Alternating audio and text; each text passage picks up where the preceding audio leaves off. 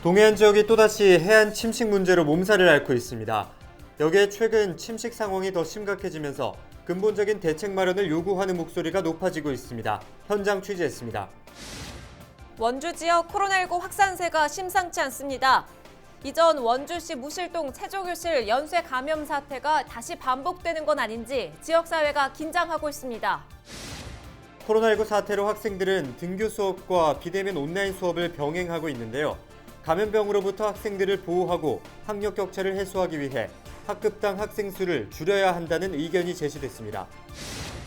강원도의회가 지방자치법을 개정해야 한다는 성명을 발표했습니다.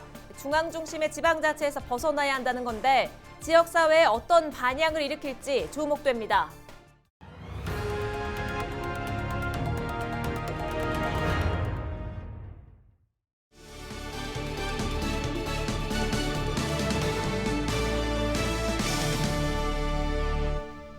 여러분 안녕하십니까? 헬로티비 강원 뉴스입니다. 동해안 지역이 또다시 해안 침식 문제로 골머리를 앓고 있습니다. 가을에서 겨울로 접어드는 시기적 요인이긴 하지만 최근에는 상황이 더 심각해졌다고 합니다. 더욱이 해안가 일대에서 각종 건설 공사가 이뤄지고 구조물들이 들어서면서 해안 침식을 부추기고 있는 상황인데요. 박건상 기자가 취재했습니다. 지난 9월 태풍 마이삭 북상 당시 강릉 안목해변. 강한 바람과 거대한 파도가 몰아칩니다. 돌풍과 파도는 태풍이 지나간 후에도 한동안 지속됐습니다. 이로 인해 강릉 지역 해변 곳곳이 깎여나갔습니다. 동해안에서 해안 침식이 매우 심각한 소돌해변은 모래사장이 거의 사라졌습니다. 지난해만 해도 백사장이 평균 5m가량 유지됐지만 최근에는 바닷물이 바로 해안 옹벽까지 들이치고 있습니다. 강릉 경포 해변 남쪽 역시 해안 침식이 심각한 상황입니다. 이곳은 당초 완만한 모래사장이었지만 급격하게 모래가 깎여나가면서 성인 키보다 높은 절벽이 만들어졌습니다. 나무르던 산책로는 지반이 유실된 데다 난간도 없어 자칫하면 큰 사고로 이어질 가능성이 매우 높습니다. 동해안 해안 침식 문제는 심각한 단계입니다. 지난해 해양수산부가 조사한 결과 강원 도내 해변 41곳 중 절반인 21곳이 침식 우려 단계인 C등급으로 지정됐습니다. 침식 문제가 이게 이제 요새 너무 막 무분별한 개발 행위에 의해서 발생이 되고 있다고 나타나더라고요. 네네네. 그래서 이거를 그냥 해수부한테만 맡기면 안 되고 여기 뭐 행안부라든지 국토부라든지 산림청이라든지 협력해서 이 해결 방안을 같이 모색해야 된다 이렇게 보고 있어요. 강릉 주문진 향후와 사천진, 사근진 해변은 연안 침식 C등급의 해안인데 최근 침식이 더욱 심각해진 상황입니다. 영진 같은 경우에 옛날에 거기 전부 다 사고였잖아요.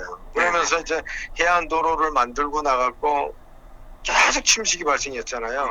그러다 보니까 거기에서 연안 정비 사업이 그 수백억이 들어가게 되고. 지자체도 연안 침식 문제에 대한 뾰족한 대안을 찾지 못하고 있습니다. 우리가 내년도는 이제 국비를 좀 받아서 순포 지역에 14억을 투자를 해서 이제 호환해서 침식 방지 사업을 할 거고요.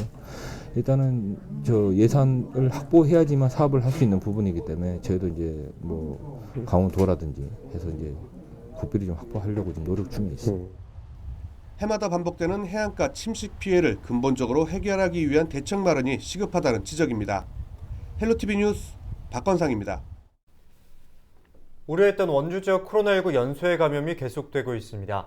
특히 봉산동의 한 음식점을 통한 전파가 두드러지고 있는데 가족과 지인, 직장 동료 등으로 점차 확대되고 있습니다. 이전 원주시 무실동 체조교실 연쇄 감염 사태가 다시 반복되는 건 아닌지 방역당국과 시민들의 긴장감이 높아지고 있습니다. 이다혜 기자가 보도합니다. 잠잠하던 원주 지역에 다시 코로나19 확진자 소식이 전해진 건 지난 26일. 경로는 크게 두 가지입니다. 집단 감염이 일어난 경기도 여주시의 한 중증장애인 요양시설을 매개로 지역에서 4명이 양성 판정을 받았습니다. 또 하나의 진원지로 봉산동의 한 음식점이 지목됩니다. 최초 감염 사실이 확인된 음식점 운영자를 중심으로 가족, 친척 모임과 지인과의 여행에서 7명이 1차로 감염됐습니다. 여기서 나온 확진자들이 다시 자신의 가족과 동료, 친구 등으로 전파해 2차 감염자는 10명에 달합니다. 이로써 사흘째인 28일 오후 6시 현재 봉산동 음식점 관련 확진자는 17명으로 늘었습니다.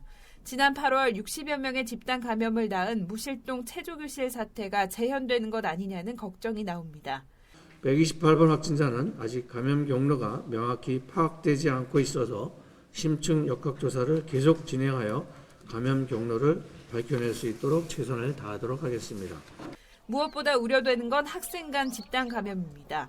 현재까지 확인된 확진자 가운데 5명이 학생으로 파악돼 등교 수업 중이던 해당 학교들에 대해 전수검사가 진행됐습니다. 다행히 어린이집 교사의 확진으로 전수검사를 받았던 어린이집 원생은 전원 음성으로 확인됐지만 28일 확진 학생이 다닌 태권도 학원에서 추가 확진자가 나와 해당 학교도 등교 중지됐습니다. 원주시와 원주교육지원청이 도교육청에 비대면 원격 수업 전환을 요청했지만 받아들여지지 않아 학부모들의 불안감이 높습니다. 원주 지역만이라도 좀 각 학교가 지금 다시 재택 수업이나 온라인 수업으로 일단은 접촉자를 좀 줄이고 그다음에 노출자를 줄이고 학교 내에서 확산을 좀 막는 게 일단 중요할 것 같습니다. 원주 지역 코로나19 재유행 여파가 도내 다른 지역으로 번질 가능성도 커지고 있습니다. 원주 지역 확진자 2명이 다닌 홍천의 한 금융기관에서는 이용객 3명이 양성 판정을 받았습니다. 원주시는 일단 확산세를 빠르게 잡기 위해 최초 감염원 파악을 위한 정밀 역학조사를 벌이고 있습니다. 봉산동 식당 운영자의 감염 경로를 파악하는 데 주력하는 한편 28일 감염원을 알 수 없는 확진자 1명이 발생한 사실에도 주목하고 있습니다. 그러나 코로나19 장기화에 따른 지역 경기 침체 등 여건을 감안해 사회적 거리두기 강화는 시행하지 않기로 했다고 밝혔습니다. 지역사회 기능이 점차 회복되는 시점에 확진자가 속출하면서 원주 지역 전체의 긴장감이 높아지고 있습니다. 헬로티비 뉴스 이다혜입니다. 지난달 태풍 마이삭 당시 발생한 평창 송정 1교와 동산교 붕괴 사고 원인은 소사 유실 때문인 것으로 드러났습니다. 한국시설안전공단은 국토교통부 평창군과 합동조사를 진행한 결과 당시 교각을 지탱하던 토사가 집중호우에 쓸려나가면서 교각이 기울어졌다고 밝혔습니다. 또 붕괴하지 않고 남아있는 교량시설물은 균열과 백태 등 노후화가 많이 진행됐다고 덧붙였습니다. 공단은 관리 주체인 평창군에 남은 구조물을 철거하고 교량을 다시 설치할 것을 권고했습니다.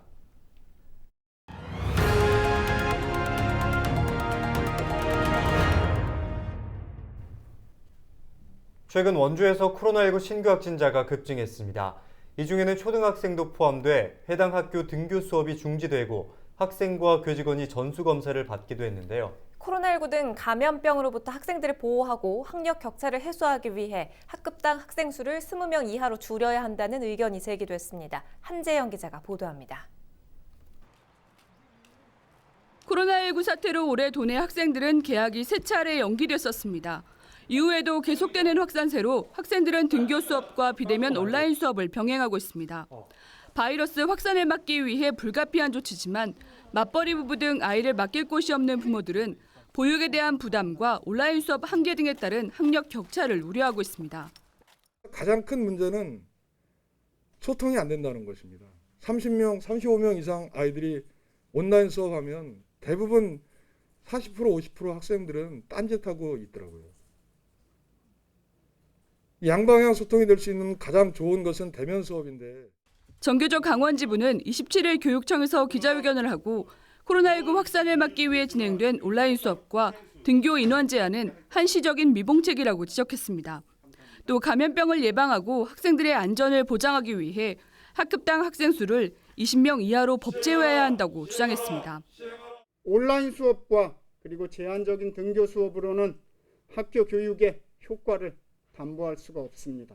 학생들의 안전을 위해서도 또 학습 격차 해소를 위해서도 학생들의 전인적인 성장을 위해서도 학급당 학생 수 감축이 우선되어야 합니다. 학력 인구 감소에 따른 교원 감축 정책에도 반대했습니다. 교실 공간은 공시 기준에 의해 대부분 비슷하지만 도농 간 학급당 학생 수 격차는 학생들의 안전과 균등하게 교육받을 권리를 위협한다는 이유입니다. 학력 인구가 줄고 있다고 해서 교원을 감축하는 것은 100년지대계인 교육을 위기에 빠뜨리게 되는 것이라고도 우려했습니다. 또 학령 인구 감소를 기회로 만들기 위해서는 학급당 학생 수를 감축해 교육의 질과 공공성 등을 강화해야 한다고 밝혔습니다. 한편 강원도 교육청은 내년도 도내 시지역의 학급당 학생 수를 26명으로 1명 줄이고 중학교는 30명을 유지할 계획입니다. 헬로티비 뉴스 한지영입니다. 강원도의회가 28일 기자회견을 갖고 지방자치법 전부 개정을 촉구하는 성명을 발표했습니다. 도의회는 지방정부의 자율성과 책임성을 확대하고 실질적인 주민 참여를 위해서는 지방자치법에 연내 입법과 제도적 기반이 마련돼야 한다고 촉구했습니다. 우리의 지방자치는 아직도 국가 중심의 중앙 집권적인 사고에 가로막혀 보다 성숙한 지방자치로 발전해 나가지 못하고 있다. 주민자치와 지방분권의 확대는 시대적 사명이며 대한민국이 앞으로 나아가야 할 분명한 길이다. 이 밖에도 코로나19 위기 속에서 방역이 효과를 거둔 것은 신속한 대응 정책을 추진한 지방정부의 역할이 있었기 때문이라고 밝히며 지방자치의 중요성을 알렸습니다. 내년 2월에 열리는 평창 평화포럼 분위기 확산을 위한 평화 릴레이 걷기 행사가 29일과 30일 이틀간 열립니다. 이번 행사에서는 한왕기 평창군수와 엄홍길 산악대장, 주한 각국 대사 등이 참석해 발왕산 평창 평화봉을 함께 등반할 예정입니다. 30일에는 고성 통일전망대와 화진포 둘레길 일대에서 2021 평창 평화포럼 성공 개최 순조로운 출발을 알릴 계획입니다. 평창 평화포럼은 내년 2월 7일 개회식을 전후로 5일 동안 평창군 대관령면 일대에서 진행됩니다.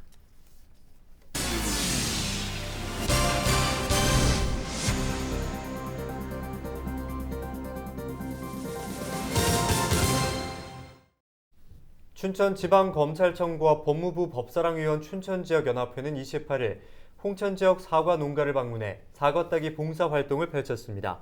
이날 봉사활동에는 조종태 춘천지검장을 비롯한 검찰청 직원들과 전명준 법사랑위원 춘천지역연합회장 등 회원 40명이 참여했습니다. 농가들도 다 이제 많지만 또 그 중에서도 제일 어려운 농가를 우리가 선택을 해서 오늘 여기 봉사를 하게 왔어요. 그래서 이 봉사는 항상 오늘로 그치는 게 아니라 항상 봉사는 지속돼야 되는 거고. 홍천을 비롯한 도내 과수 농가들은 코로나19로 외국인 노동자를 비롯한 일손을 구하기 어려워 과수 수확이 늦어지고 있습니다. 법사랑위원 춘천지역연합회는 범죄 예방 활동과 봉사 활동을 꾸준히 하고 있습니다. 강릉 ITS 세계총회 유치를 위한 국제 인터넷 세미나가 29일 서울에서 개최됩니다. 이번 세미나에는 투표권을 가진 중국과 인도네시아 등 아시아 태평양 ITS 이사들을 상대로 강릉시 홍보에 나섭니다. 이날 행사에서 김한근 강릉시장은 직접 발표자로 나서 강릉시 스마트시티 비전과 국제도시 간 협력 방안을 제안할 방침입니다. 이번 세미나를 시작으로 강릉시는 내년 4월 브리즈번 ITS 아트회총회 등 국내외 강릉 ITS를 적극 홍보할 계획입니다. 동해시 대표 관광지인 무릉계곡 방문객이 크게 증가한 것으로 나타났습니다. 지난 주말 무릉계곡을 방문한 관광객은 16,000여 명으로 집계됐고 10월 한 달간 6만 8천 명이 넘게 방문한 것으로 확인됐습니다. 동해시는 지난 8월 일반인에게 부분 공개된 무릉계곡, 배틀바위 산성길 등이 최근 한국관광공사가 숨은 관광지로 선정하면서 주목받고 있는 것으로 보고 있습니다. 무릉계곡을 찾는 관광객이 늘어나면서 주변 음식점과 상가도 활기를 찾고 있습니다. 상지대학교와 횡성군이 28일 지역발전과 우수인재 양성 등을 위한 상호 교류 협약을 체결했습니다. 양측은 이번 협약을 통해 관광과 문화, 복지산업 등 교류 활성화와 우수 지역 인재 양성을 약속했습니다. 또 신기술 개발과 활용, 학술대회, 공청회 개최 등 지역 현안에 대해 정보 교류를 하기로 했습니다. 삼척시가 코로나19로 인한 위기가구 긴급생계 지원 사업 지침을 완화하고 신청 기간을 다음 달 6일까지 연장합니다. 사업 대상의 위기사유 유형을 추가하고 신청 대상을 소득 감소자까지 완화합니다.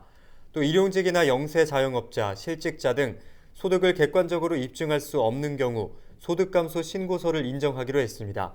지원 대상에 선정되면 다음 달 20일 이후부터 순차적으로 1인 가구 40만 원, 2인 가구 60만 원, 4인 가구 이상은 100만 원이 지급됩니다.